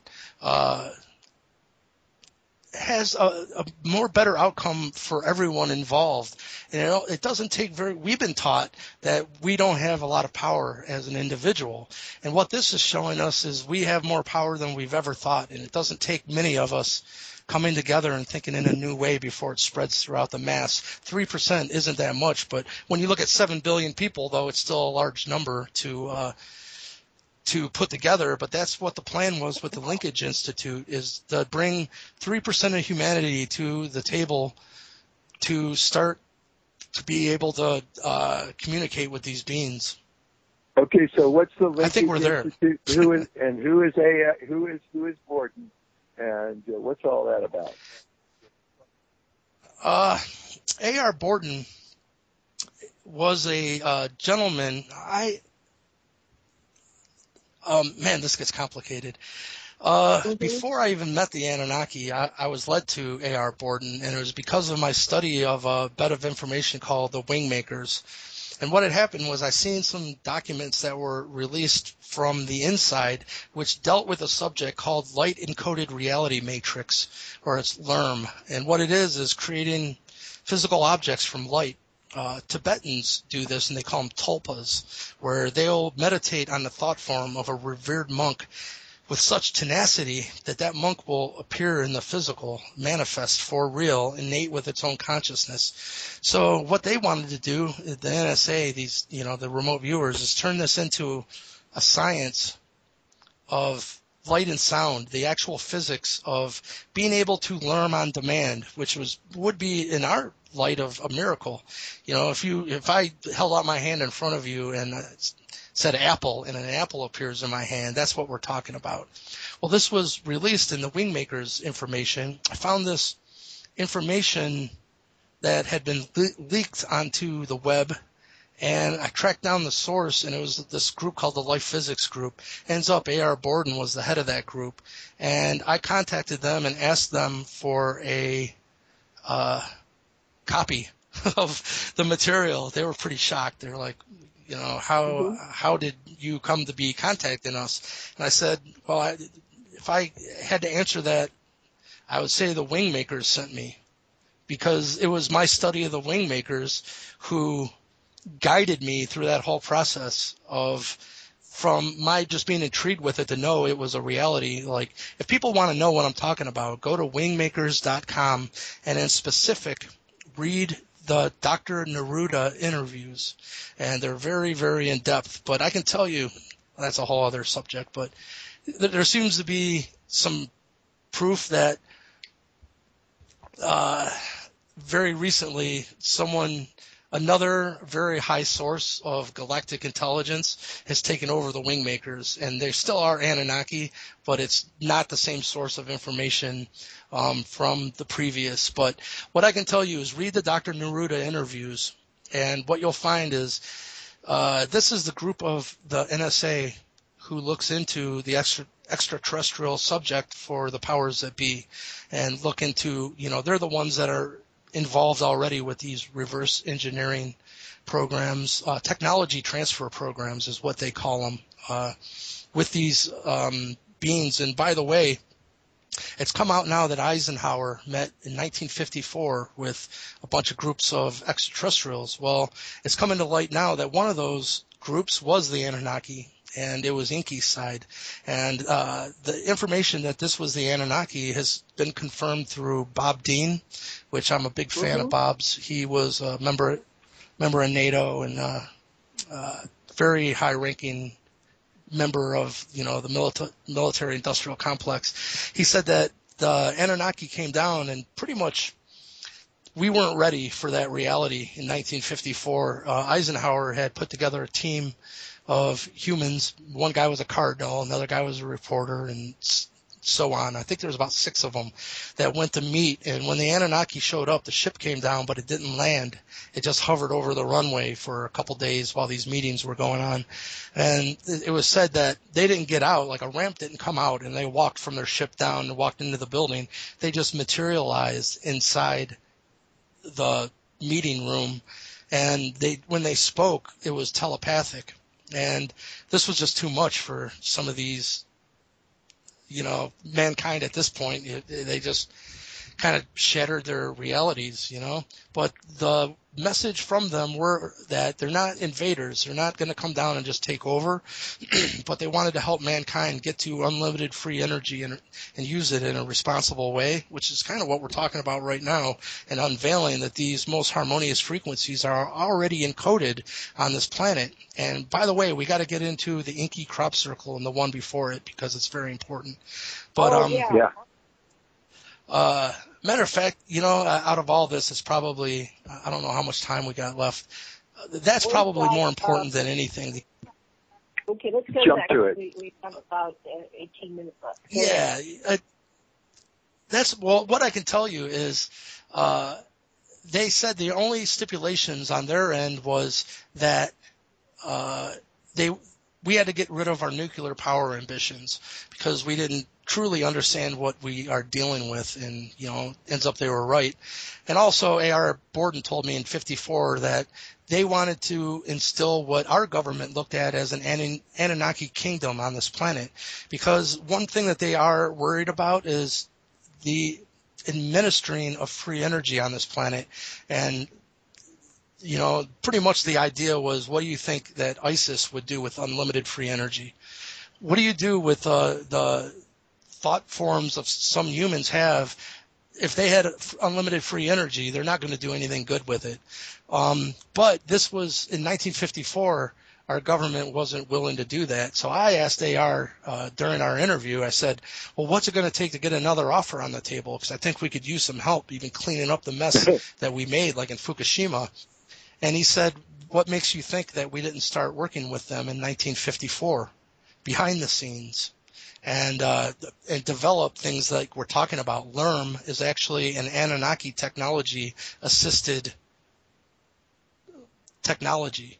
And another one was called ENS, which was electrical neural sensing, which is, imagine remote viewing that's Anunnaki technology assisted. So not only are you remote viewing, but when you send part of your consciousness to another location, it doesn't even have to be this timeline, then they can make enough energy at that new location to bring down a new avatar, physical avatar. So not only are they observing another location, but they can operate in it. They could, if they were remote viewing a bar, they could go and drink a beer. You know what I'm saying? But that's some of the technology that he said that they've already been working with from the Anunnaki behind the scenes. But from what I understand, within the next 5 years, I hate giving dates and stuff too. I've never done this, but I trust where this information was coming from. And he said we will be having contact with the Anunnaki. All this isn't leading up to nothing. You know what I mean? Regardless of my opinion, they're showing up worldwide right now in an escalated rate in these, chariots of fire, orbs of light. Right, the orbs we had a fellow on a couple of weeks ago, and we were talking about the orbs, and what he thought that they were plasma, not necessarily plasma ships, but the plasma field was around the ship, and that's why you can't really see the form of the ship, that it generates these fields. And I saw these orbs in Pennsylvania when I was very young, and they were quite large. They would come low, just about treetop height, and they were very large. And so tell us a little more about all that, but finish your crop circle thing and probably go to the next thing. Yeah, well, real quick, let me tell you, from what I understand, the orbs are what is known as Merkabas. They're, physical light vehicles, and they can create different size orbs. A single Merkaba is going to be about 3 feet above your head and about 3 feet below your feet when it's ignited. And it's truly spinning your energy fields around your body in a specific way where it ignites into a miniature sun, and you're inside of it. And once you're inside of light, you get to go anywhere in the universe free pass, because light is truly one of the only things not bound by our physics. So what you're doing is making a little miniature supernova and igniting it around yourself, but that's one person. Then what I was told is 3 people, all igniting Merkabas, can come together in a triangular shape and then make about a 50-foot sphere of light. And then 3 of those, which would be 9 people if you follow the math, can create a large physical triangular UFO that 9 of them can create one huge craft that then thousands of them can use, and it's in service of 3 of them creating it. But orbs, I don't think that, I've been contacted by Bigelow Aerospace, and the investigator said these things are not what people think. When you think of UFOs, we think of nuts and bolts and a physical saucer. He said these orbs have more to do with time travel and portals than they do anything else, and that was from Bigelow Aerospace. But let me share a revelation that I had, and I think this is very, very important with all this in talking about free energy. In 2011. There was a crop circle that showed up in Italy, and in it was the name. You know what? I got to stop and go back here. You need to know. Go back. Okay. In 2008, when I first met the Anunnaki, and they told me I was one of 2 brothers that incarnated, and sooner or later I was guided to the information, probably early 2009, that I have connection to Enki, or the universe is bringing me information that I am Enki incarnated as a human. I didn't know even what an Anunnaki was at the original meeting. I sure as hell didn't know who Enki was. To me, it was almost like someone coming up and telling me I was the Easter Bunny, And so I asked him, I said, well, if this is the case and you are who you say you are, I'm very interested in the UFO field. Put the name Enki into a crop circle. I can guarantee you I will see it, and I will know then you are who you say you are. The next thought that was in my head was, boy, that's really ridiculous. Can you imagine a big crop circle that just had in cursive Enki written in it? Who the hell's going to believe that anyhow? But I thought, well, you'll figure it out, And then I'm thinking, well, while you're at it, why don't you encode something into it? I will only be able to decode, and you'll be able to figure it out. Well, this is, like I said, late 2008, early 2009. Well, in 2011, for real, a crop circle shows up, and encoded into it in binary is Enki, Ia. And I was like, wow, okay, But what's encoded into it is what's even probably more fascinating, because of my study of cymatics, which is making a new technology that we're talking about that makes sound visible by pumping frequency through a liquid medium, be it water. Excuse me. That I became interested because I'm a musician. I started tracking down the actual cymatic images for like 432, because 440 doesn't create anything. So I went and I did the research to track down every musical note in the musical scale, but tuned properly to what they call Pythagorean tuning, because Pythagoras knew all this, which is interesting. So what I found was, like we said, to get to a lower octave of any frequency, you just double it or divide by 2. So as we're saying, 27 hertz. His octave is 54, then 108, 216, 432. So in reality, 27 hertz is 4 octaves below 432. So why I'm telling you this is I had a 27 hertz frequency in cymatics, and it made a perfect 7-pointed star. The 7-pointed star is what the Enki crop circle is created from. And what you find out is also the 7-pointed star, this exact reference to 432, is what they created. The Babylonian world map that sits in a museum right now is a 7-pointed star, which is, no one knows this yet. I think it's so fascinating. But so you got the Enki crop circle that's encoding a 27 hertz cymatic image of a 7-pointed star with the name Ea Enki. A lot more is encoded in that. But what you find is the year previous, in the exact same location in Italy, another crop circle showed up, and it encoded in binary code in the same method that the 2011 Enki crop circle was encoded. This one in 2010 encoded E equals MC squared. Well, what you find out, and by the way, E equals MC squared crop circle was formed on a 6-pointed star. And what you find out is that's created by a 36 hertz frequency, and it's 4 octaves below C when you're tuned to 432. So why I'm telling you this is both the 6-pointed star and the 7-pointed star are both encoding harmonious frequencies from this frequency grid. And why I'm telling you this is all scientists know now that physical matter is both particle and wave. Well, when you think of the equation E equals MC squared, it's the particle part of the equation.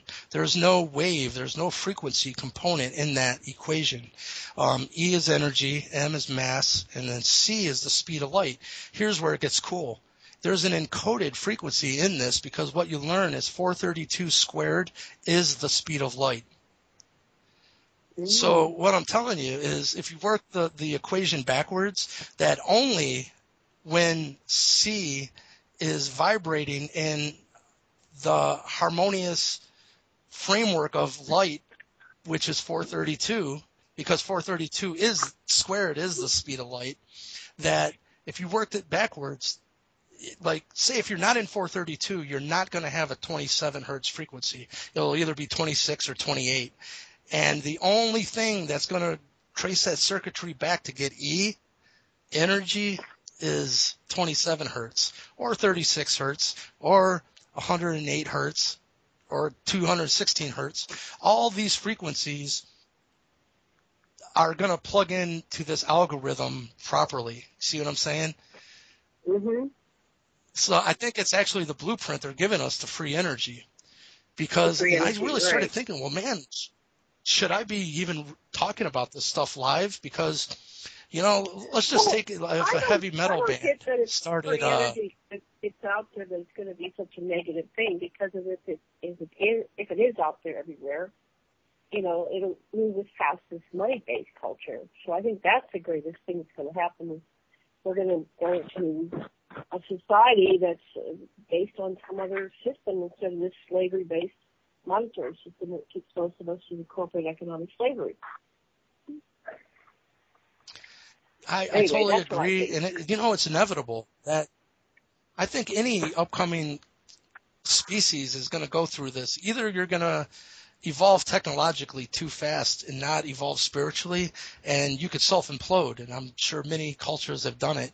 But with the spiritual teaching, they have to be balanced. And to be honest with you right now, it worries me a little bit I see the kind of behavior of some humans and how they're, even learning about what happened to the Templars, what happened to the witches in Salem, what happened to, what happened to the Indians from these European settlers, which isn't that long ago. These thought forms are still there. And what they told me was, I'm not talking Anunnaki. I was pulled into a meeting of like high-ranking elitists, so to speak, and they wanted to tell me why this information had been withheld from humanity. And pretty much they said once free energy is released, and I'm not saying I believe this. I'm just saying it was a very interesting point. And then, in a nutshell, it was just, what do you do with those that would misuse it? Because everyone will have access to unlimited free energy because it's unlimited and it's free. So they said, what do you, they're asking me this, what do you think that person in the Middle East that would take a woman out in the middle of the village and stone her to death because there's a rumor that she was having an affair or something, or, these people like ISIS that are slaughtering women and children. what do you think that they're going to do with their unlimited free energy? And I'd never really thought about it before. And I was like, wow, well, that definitely is something to talk about. I think it's inevitable, and it is the evolution of a planet to come together and start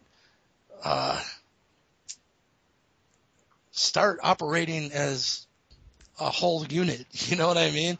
But I think maybe with this revelation, because one thing that we can say is the Anunnaki are intertwined in all the world's religions.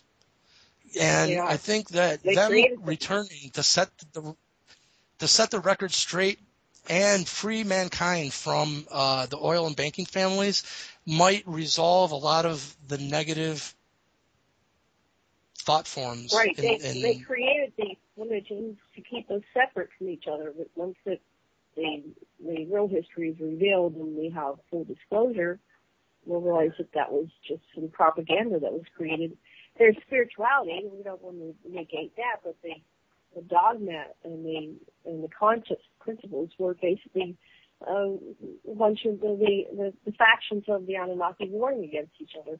Enki and Inanna and Marduk appear to be the four factions that were separating and creating a lot of the wars. So anyway, we have like 1 minute. Yeah, one. No, we have 3 minutes. 3 minutes. So I'm sorry, it's 58. Well, 55 right now. Well, it's been a great show. I've really enjoyed. Sometimes when we do these, I there's such a learning curve, and I hope that your listeners, that know what's going on. And it's just, sometimes I just can't start at the beginning every time. So I appreciate this chance to be on your show multiple times and being able to kind of take off where we last were, Right. So thank you for having me. Go deeper into the subject. We still have 3 minutes, so what do we want to cover in the last 3 minutes for our listeners to kind of summarize this information? And we will have you back again for sure. Michael, we always love having you. Oh, thank you. It's always a joy being here. What I can tell you is everything that I've just went through, I've created a new blog release on my website, michaelleehill.net. And all you got to do is scroll to the bottom, and it's the most recent blog post. And I went through and actually got a actual surveying map of all of these earth mounds all throughout Ohio mostly, and it has the dimensions in there, and I walk you through all the different octaves of 432 and then how I came across multiplying these and how you get these certain set of numbers. Then, it just pretty much once you see it with your own eyes, it clicks in your consciousness that there's no way that sometimes 4 or 5 of these most harmonious cosmic frequencies being encoded into these earth mounds, that's beyond any type of mathematical chance or randomness. So I think right there is a big piece of the puzzle. And I think revealing who this group of the Mound Builders are, being the Atlanteans, and it makes perfect sense then that they had this type of information. And so go to michaelleehill.net and actually check out my whole blog section because your crystal, your sacred geometry, Anunnaki Cosmic 432 sacred geometry energy healing discs. What are they? Oh yeah, those are my new babies right now. What happened was I hired a company called Cymatic I sent them a 20-second file of my guitar tuned properly to 432 hertz, and they sent it through their equipment, and I now own the result of that, which is actually history in the making. So you'll see that image on my website as well. Sounds like we got all right. Music play out. So. Thank you so much, Michael. Right, everybody. Thank you, Michael. Oh, thank you. Thank you, listeners, for joining us once again. We will have Michael Peace. back again in the future. Peace, love, and aloha. Aloha.